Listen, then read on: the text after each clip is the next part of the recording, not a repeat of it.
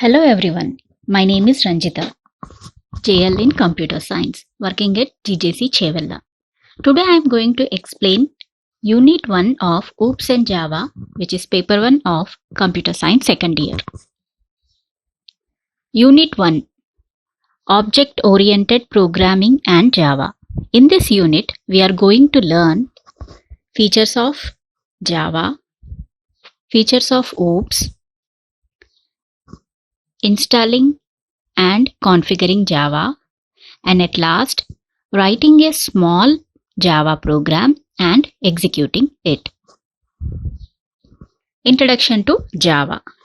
Java is a general purpose programming language that is class based, object oriented, and designed to have a few implementation dependencies as possible.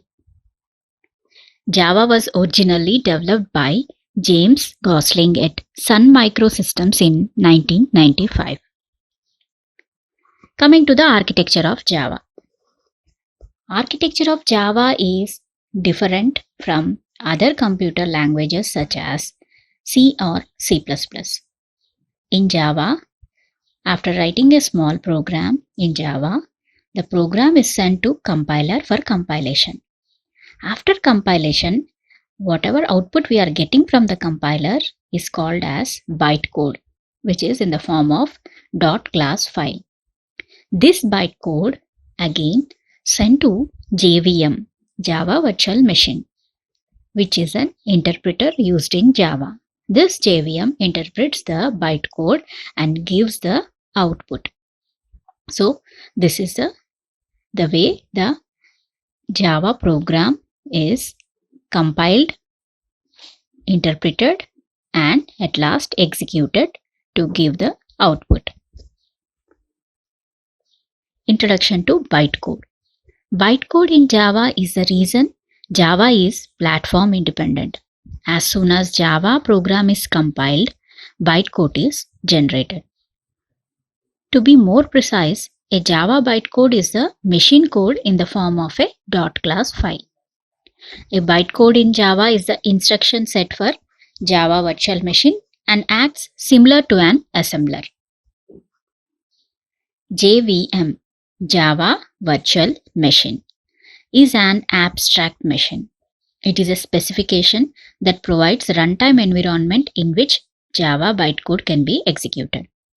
JVMs are available for many hardware and software platforms.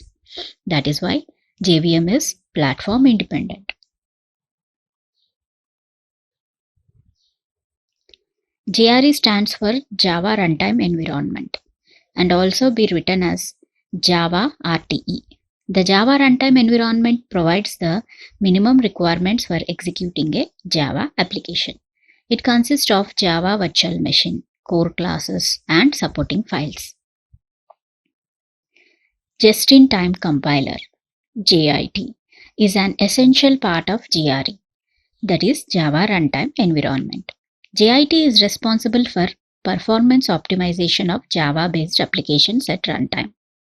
Compiler is one of the key aspects in deciding performance of an application for both parties, that is end user and application developer. Java and Internet. Java is strongly associated with the Internet because of the first application program is written in Java was Hot Java. Web browsers to run applets on Internet users can use Java to create applet programs and run them locally using a Java-enabled browser such as Hot Java. Java applets have made the Internet a true extension of the storage system of the local computer. Introduction to applets. Applets in Java are small and dynamic Internet-based programs. A Java applet can be only executed within Applet framework of Java. Generally, applet code is embedded within an HTML page. The applet codes are executed when the HTML pages get loaded into Java-compatible web browsers. Applets are mainly downloaded on remote machines and used on the client side. Coming to the main features of Java. Java have many features such as object-oriented, platform independent, simple, secure, architecture neutral, portable, robust, multi-threaded, interpreted, high performance, distributed, and dynamic. Coming to the first feature, object oriented. In Java, everything is an object.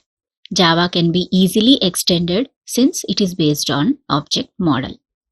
Second is platform independent. Unlike many other programming languages including C and C++, Java is compiled.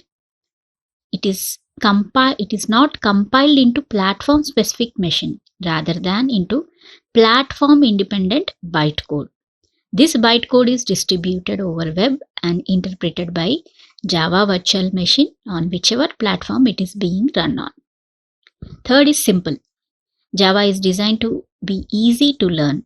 If you understand the basic concepts of OOPS, Java is easy to master. Fourth is secure. With Java's secure feature, it enables to develop virus-free, tamper-free systems. Authentication techniques are based on public key encryption. Fifth is architecture neutral. Java compiler generates an architecture neutral object file format, which makes compiled code executable on many processors with the presence of Java runtime system. Sixth is portable. Being architecture neutral and having no implementation dependent aspects of the specification makes Java portable. The compiler in Java is written in ANSI C with a clean portability boundary, which is a POSIX subset. Seventh is robust. Java makes an effort to eliminate error-prone situations by emphasizing mainly on compile time error checking and runtime checking. Eighth is multi-threaded. With Java's multi-threaded feature, it is possible to write programs that can be performed many tasks simultaneously. This design feature allows the developers to construct interactive applications that run smoothly. Ninth is interpreted. Java bytecode is translated on fly to native machine instructions and is not stored anywhere. The development process is more rapid and analytical since the linking is an incremental and lightweight process. 10th is high performance. With the use of just-in-time compilers, Java enables high performance. 11th is distributed. Java is designed for distributed environment of the internet. And the last is dynamic. Java is considered to be more dynamic than C or C++, since it is designed to adapt to an evolving environment. Java programs can carry an extensive amount of runtime information that can be used to verify and resolve access to objects at runtime. Introduction to OOPS. Object-oriented programming is a term used to describe a programming approach based on objects and classes. The object-oriented programming allows us to organize software as a collection of objects that consist of both data and behavior.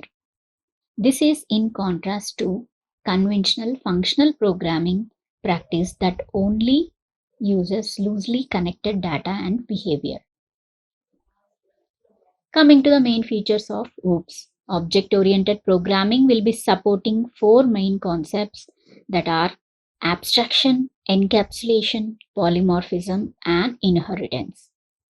Coming to the first feature, abstraction. Abstraction is to represent the essential features without representing the background details. Abstraction lets you focus on the object does instead of how it does. Abstraction provides you generalized view of your classes or objects by providing relevant information. Second is encapsulation. Wrapping up data members and methods together into a single unit is called as encapsulation. The encapsulation is implemented in terms of class. Third is inheritance. When a class includes a property of another class, it is known as inheritance. Inheritance is a process of object reusability. For example, a child includes the properties of their parents. Fourth one is polymorphism. Polymorphism means one name, many forms. One function behaves in different forms. In other words, many forms of a single object is called polymorphism. Class. A class is a group of objects which have common properties. Class is a template or blueprint for which objects are created. It is a logical entity rather physical. A class in Java contains fields, methods, constructors, blocks, nested classes, and interfaces. Coming to the syntax of a class. Syntax to declare a class is written in this form. Class, class name, open braces, fields, methods, and close braces.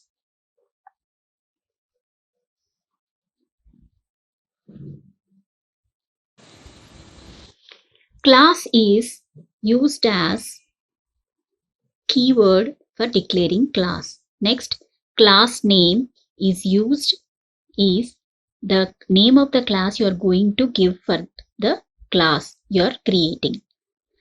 Then the open braces. Within the open braces, fields are the different variables you are going to use in the class.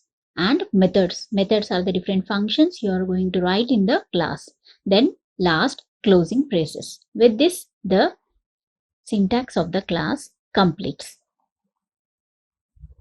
Object.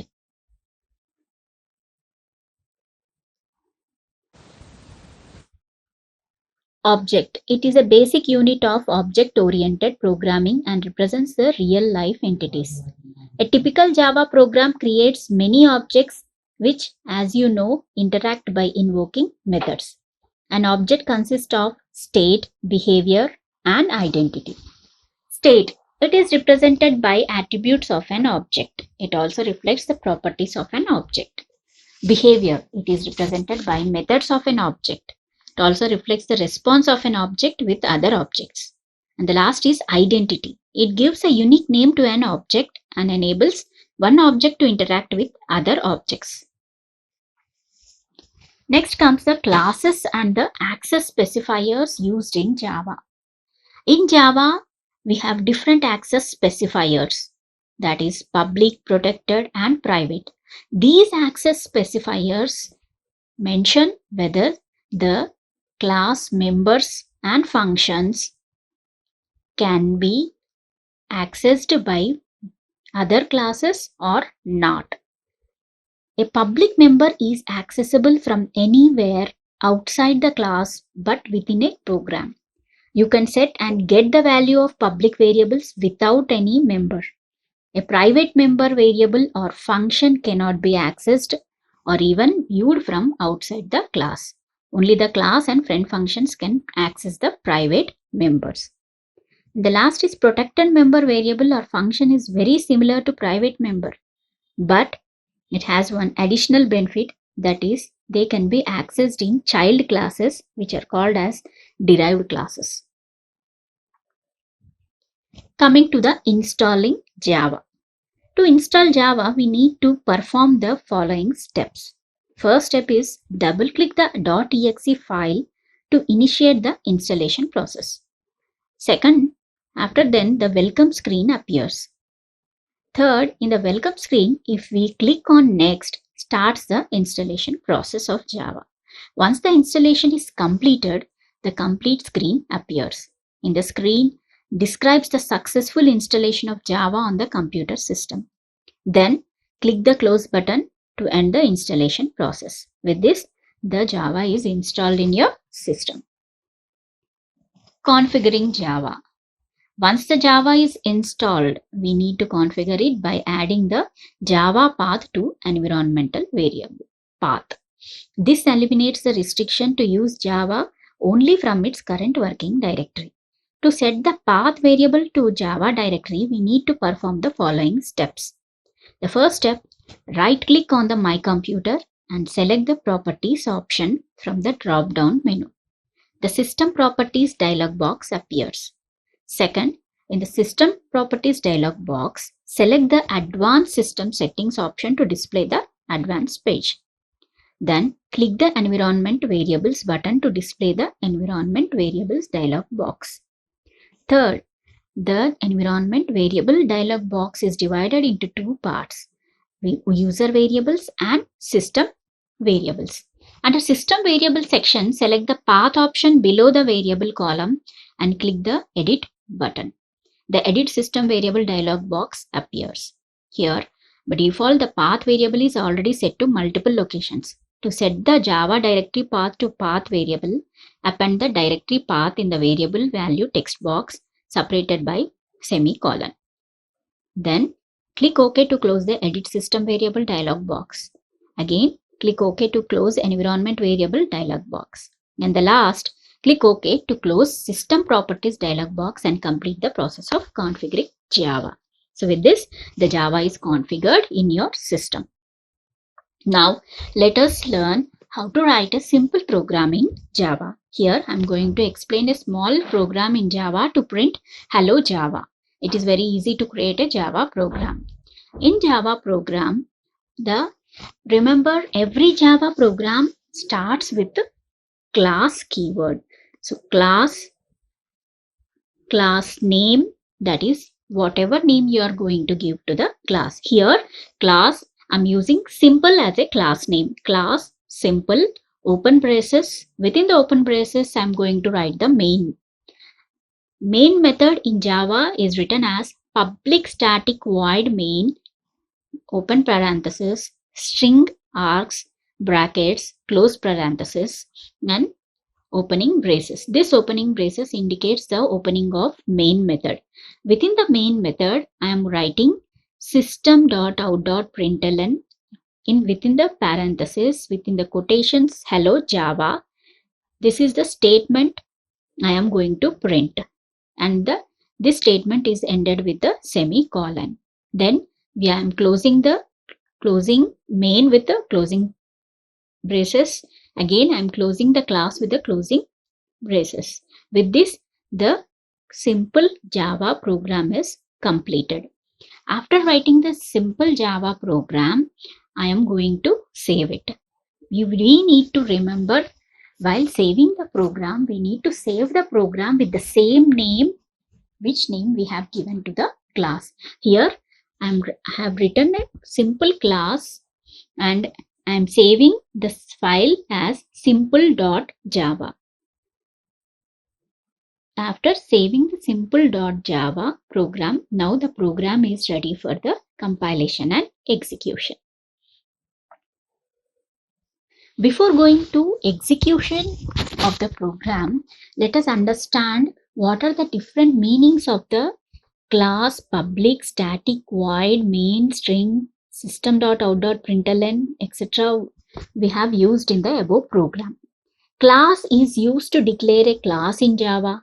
Public is an access modifier which represents visible to all. Static is a keyword. It allows to declare static methods. Void is the return type method. It doesn't return any value. Main represents the startup of a program.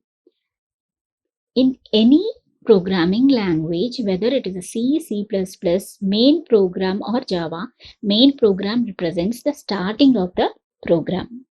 String args is used for command line argument. And the last, system.out.println is a print statement which we are using in the Java. Now, execution of Java program. We have already installed JDK, set the path of bin directory under JDK, created a Java program in our notepad, saved it. Now, for compilation and execution, we need to follow the following steps. For compilation, we need to move on to the command line prompt. There, for compilation, you need to type javac space simple.java. Press enter.